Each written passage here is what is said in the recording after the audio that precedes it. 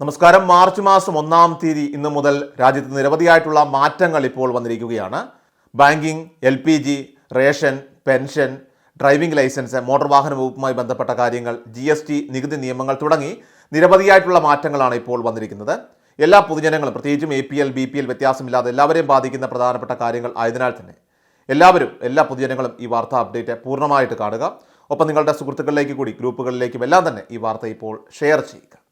അതിൽ ആദ്യത്തെ പ്രധാന മാറ്റമെന്ന് പറയുന്നത് പാചകവാതക വിലയിൽ വന്നിരിക്കുന്ന മാറ്റമാണ്. സാധാരണക്കാർക്ക് ഇരുട്ടടിയായിട്ട് ഇപ്പോൾ രാജ്യത്ത് വാണിജ്യ ആവശ്യത്തിനുള്ള പാചകവാതക സിലിണ്ടറുകളുടെ വില വർദ്ധിപ്പിച്ചിരിക്കുകയാണ്. ഇപ്പോൾ ഇന്ന് കേരളത്തിൽ സിലിണ്ടറിന് കൂടിയിരിക്കുന്ന വില 6 രൂപയാണ്. വാണിജ്യ ആവശ്യത്തിനുള്ള സിലിണ്ടറിൻ്റെ വില 1812 രൂപയായി ഉയർന്നിരിക്കുകയാണ്. കഴിഞ്ഞ ദിവസം സിലിണ്ടറിൻ്റെ വില 1806 രൂപയായിരുന്നു. അതേസമയം ഗാർഹിക ആവശ്യത്തിനുള്ള പാചകവാതക സിലിണ്ടറിൻ്റെ വിലയിൽ മാറ്റമുണ്ടായിട്ടില്ല. ഇനി അടുത്തത് ഡ്രൈവിംഗ് ലൈസൻസുമായിട്ട് മോട്ടോർ വാഹന വകുപ്പുമായി ബന്ധപ്പെട്ട് വന്നിരിക്കുന്ന മാറ്റമാണ്.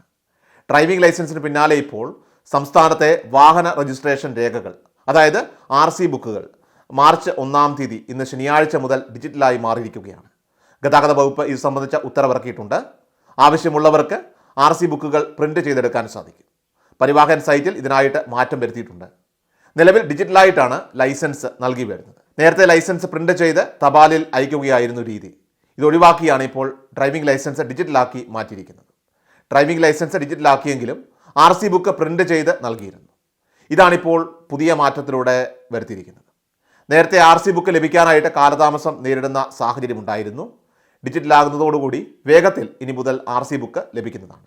വാഹനങ്ങൾ കൈമാറ്റം ചെയ്ത ശേഷവും RC ബുക്കുമായി ലിങ്ക് ചെയ്തിരിക്കുന്ന മൊബൈൽ നമ്പർ മാറ്റാത്ത സാഹചര്യമുണ്ടെന്നും ഇതൊഴിവാക്കാനായിട്ട് വാഹന ഉടമകൾ എത്രയും വേഗം തന്നെ മൊബൈൽ നമ്പറുകൾ അപ്ഡേറ്റ് ചെയ്യണമെന്ന അറിയിപ്പാണ് ഇപ്പോൾ ഗതാഗത വകുപ്പ് നൽകിയിരിക്കുന്ന പ്രധാന നിർദ്ദേശം. ഇനി അടുത്തത് UPIയുമായി ബന്ധപ്പെട്ട് വന്നിരിക്കുന്ന പ്രധാന മാറ്റമാണ്.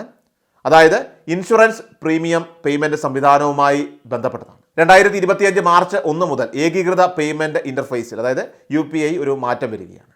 ഇത് ഇൻഷുറൻസ് പ്രീമിയം അടയ്ക്കാൻ കൂടുതൽ എളുപ്പമാക്കും. UPI സിസ്റ്റത്തിലേക്ക് ഇൻഷുറൻസ് ASB എന്ന പുതിയ ഫീച്ചർ കൂടി ഉൾപ്പെടുത്തുകയാണ്.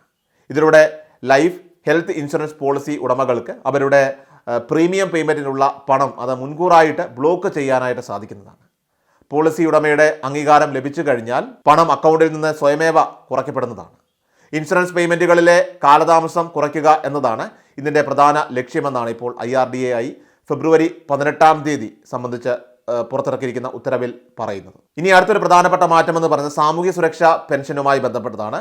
സാമൂഹ്യ സുരക്ഷാ പെൻഷന് വേണ്ടിയിട്ട് ഇപ്പോൾ ഒരു സോഷ്യൽ ഓഡിറ്റിംഗ് അഥവാ പരിശോധന ഇപ്പോൾ കർശനമായി നടത്തുമെന്ന് സർക്കാർ അറിയിച്ചിരിക്കുകയാണ്. അനർഹമായിട്ട് ആനുകൂല്യം വാങ്ങുന്നവരെ കണ്ടെത്തുമെന്നും സർക്കാർ ഇതിലൂടെ ഇപ്പോൾ അറിയിക്കുകയുണ്ടായിരുന്നു. വിവിധ മേഖലകളിൽ ഇപ്പോൾ ഇതുമായി ബന്ധപ്പെട്ടുള്ള കാര്യങ്ങൾ, പരീക്ഷണാടിസ്ഥാനത്തിലുള്ള പരിശോധനകൾ, സോഷ്യൽ ഓഡിറ്റിംഗ് ഇപ്പോൾ നടന്നുകൊണ്ടിരിക്കുകയാണ്. അപ്പോൾ ഇത് പൂർണ്ണ തോതിലേക്ക് ഈ മാർച്ച് മാസം മുതലാണ് വ്യാപിക്കുക. പ്രധാനമായി നമ്മുടെ ഭൗതിക നിലവാരങ്ങൾ പരിശോധിക്കുമ്പോൾ അതിൽ സാമ്പത്തികമുണ്ട് എന്ന് ബോധ്യപ്പെട്ട് കഴിഞ്ഞാൽ, അല്ലെങ്കിൽ വിവാഹിതരാകാത്ത മക്കൾക്ക് സാമ്പത്തികമുണ്ട് എന്നൊക്കെയുള്ള കാര്യങ്ങൾ കണ്ടെത്തിക്കഴിഞ്ഞാൽ, നമ്മൾ ആദായ നികുതി അടയ്ക്കുന്നുണ്ട് എന്ന് കണ്ടെത്തിക്കഴിഞ്ഞാൽ, അതുപോലെ തന്നെ സ്ഥലം കൂടുതലുണ്ട് എന്ന് കണ്ടെത്തിക്കഴിഞ്ഞാൽ തീർച്ചയായിട്ടും നമ്മൾ പുറത്താകുന്ന ഒരു സാഹചര്യം വരുന്നതായിരിക്കും. ഇനി അടുത്തതായിട്ട് റേഷൻ വിതരണത്തിൽ വന്നിട്ടുള്ള പ്രധാന മാറ്റമാണ്. 2025 ഫെബ്രുവരി മാസത്തെ റേഷൻ വിതരണം മാർച്ച് മാസം 3-ാം തീയതി തിങ്കളാഴ്ച വരെ ഇപ്പോൾ നീട്ടിയിരിക്കുകയാണ്. മാർച്ച് 4-ാം തീയതി ചൊവ്വാഴ്ച റേഷൻ കടകൾക്ക് അവധിയായിരിക്കും. മാർച്ച് മാസത്തെ റേഷൻ വിതരണം മാർച്ച് 5 ബുധനാഴ്ച മുതലാണ് സംസ്ഥാനത്ത് ആരംഭിക്കുന്നത്. ഇനി അടുത്ത പ്രധാനപ്പെട്ട മാറ്റമെന്ന് പറയുന്നത് നിക്ഷേപങ്ങളിൽ വന്നിരിക്കുന്ന മാറ്റമാണ്.